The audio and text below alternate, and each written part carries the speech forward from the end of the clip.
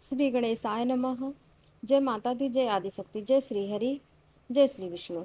आज हम प्रवेश कर रहे हैं उस पवित्र माह में जिसे शास्त्र में भाद्रपद या भादो मास कहा गया है। यह महीना केवल एक तिथि या कालखंड नहीं है, यह तो भक्ति और आध्यात्म का अमृत स्रोत है।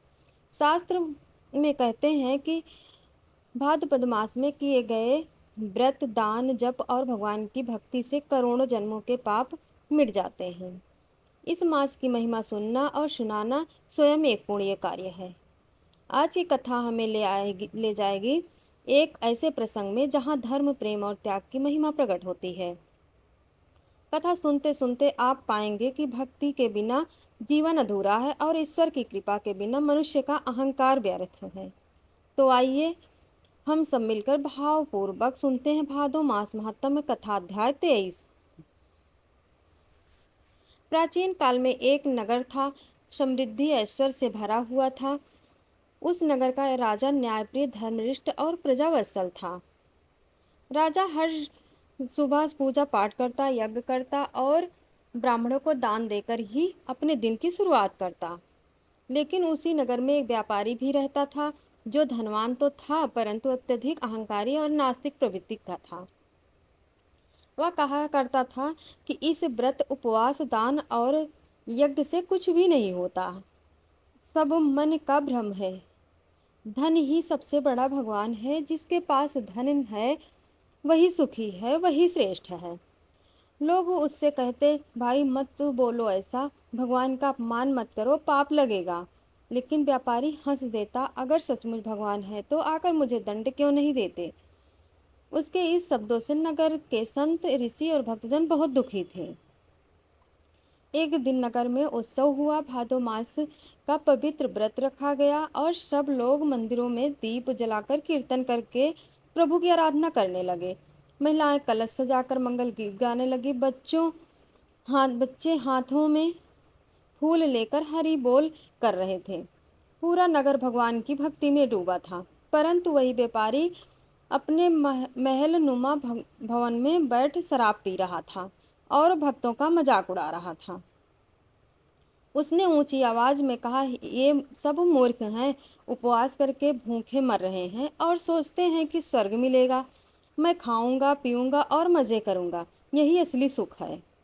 उस व्यापारी के घर के आंगन में अचानक एक वृद्ध साधु प्रकट हुए। सिर पर जटाजूट, हाथ में कमंडल और माला, आंखों में दिव्य तेज। उन्होंने कहा, हे वत्स, अहंकार में अंधे होकर तुम सत्य को नकार रहे हो। क्या तुम नहीं जानते कि यह भाद्रपद मास स्वयं भगवान विष्णु को अत्यंत प्रिय है। इस मास में किया गया जप, तप, व्रत और दान मनुष्य को नरक से निकालकर सीधे मोक्ष प्रदान करता है। तुमने भगवान का अपमान किया है, सावधान हो जाओ। लेकिन व्यापारी ठहाका लगाकर बोला, बाबा आप तो डराने आए हैं, मैं नहीं मानता कि इन दिखावटी बातों को, अगर भगवान हैं तो सामने आकर दिखाएं। साधु मुस्कुराए और बोले, समय आने पर तुम्हें सत्य का दर्शन अवश्य होगा। इतना कहकर वे अदृश्य हो गए। व्यापारी यह देखकर घबरा तो गया, परंतु अपने अहंकार के कारण उसने किसी से कुछ न कहा नहीं। इधर नगर के राजा को स्वप्न में भगवान का दर्शन हुआ। भगवान विष्णु ने कहा, राजन, तुम्हारे नगर में जो व्यापारी अहंकारी है उसका उद्धार करना होगा। उसके पापों का भार पृथ्वी सहन नहीं कर पा रही है। उसे मेरी महिमा का बोध कराना आवश्यक है। राजा ने नींद से उठते ही सभा बुलाई और कहा, सज्जनों, इस भाद्रपद मास में हम सब एक महान यज्ञ करेंगे जिसमें नगर का हर व्यक्ति भाग लेगा। सब लोग प्रसन्न हो गए और यज्ञ की तैयारी करने लगे। चारों ओर मंत्रोच्चार की ध्वनि गूंज रही थी। ऋषि मुनि बैठे थे, ब्राह्मण वेद पढ़ रहे थे और सैकड़ों दीपों की ज्योति से वातावरण स्वर्णिम हो उठा था। राजा स्वयं हवन कुंड के पास बैठकर आहुतियां दे रहे थे। लेकिन व्यापारी ने यह सब देखा और हंसते हुए बोला, क्या होगा इससे, अनाज जलाकर राख कर देंगे, ये तो मूर्खता है। उसने यज्ञ में भाग नहीं लिया।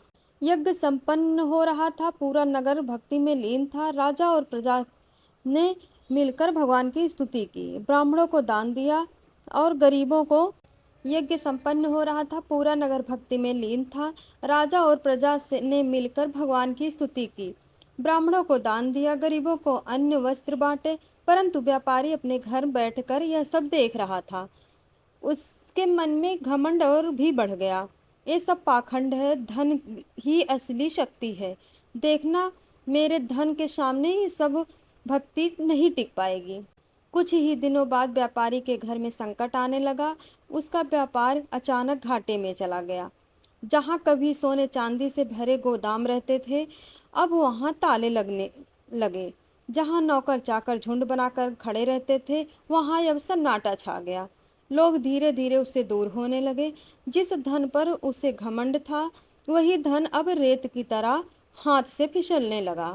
एक रात व्यापारी को भयानक सपना आया। उसने देखा कि यमदूत उसके सामने खड़े हैं।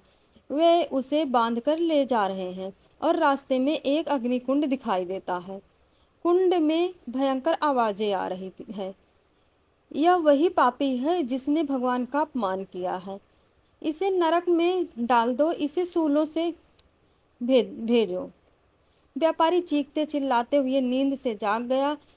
उसका पूरा शरीर पसीने से भीगा हुआ था। अगले दिन वह साधु फिर उसके द्वार पर आए।